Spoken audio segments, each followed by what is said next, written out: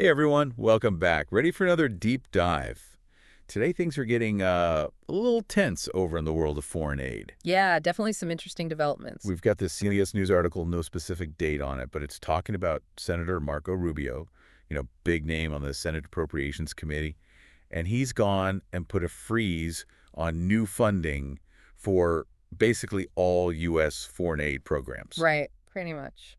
So a freeze, what does that actually mean in practice? Is everything just shut down completely? Well, not a total shutdown, more like hitting the pause button. Okay, So basically, any programs that are already up and running, they're going to keep going, keep getting the money they need. got it. But any new initiatives, anything that hasn't started yet, that's all on hold. On hold until when? Or until what? Until the Biden administration gives some better justification for what they're asking for in the budget, more detail. More details, huh? So the article mentions that Rubio's all about, wants more transparency. Yeah.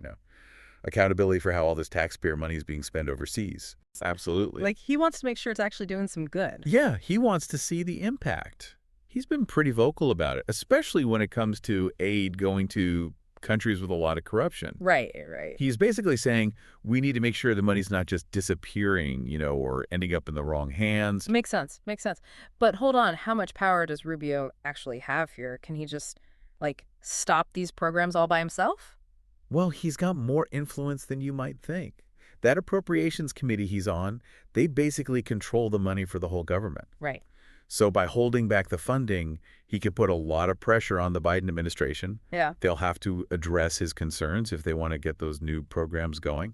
So what are those concerns exactly? I mean, what kind of justification would satisfy Rubio? Is it just about showing him some numbers, or is there something more to it?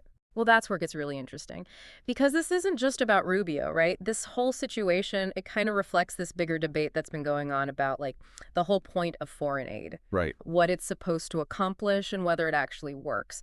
And there are some strong arguments on both sides. Yeah, cool. Some people, they believe foreign aid is absolutely essential. Mhm. They'll say it's crucial for U.S. interests, for building relationships with other countries, making the world a safer place, tackling big problems like poverty, disease, all that. Right, the big stuff.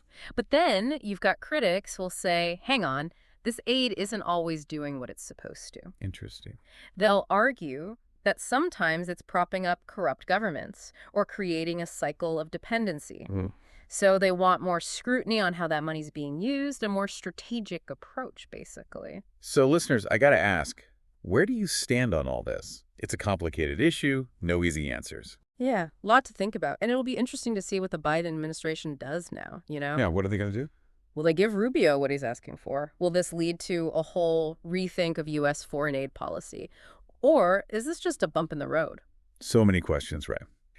Big picture, though, as we wrap up this deep dive, here's something I want you to consider. In today's world, with everything going on, what should the role of foreign aid be in U.S. policy? It's not just about budgets and spreadsheets. It's about who we are as a nation and what kind of world we want to build. Makes you think. All right, everyone, that's it for today. Thanks for joining us. Thanks. See you next time. See ya.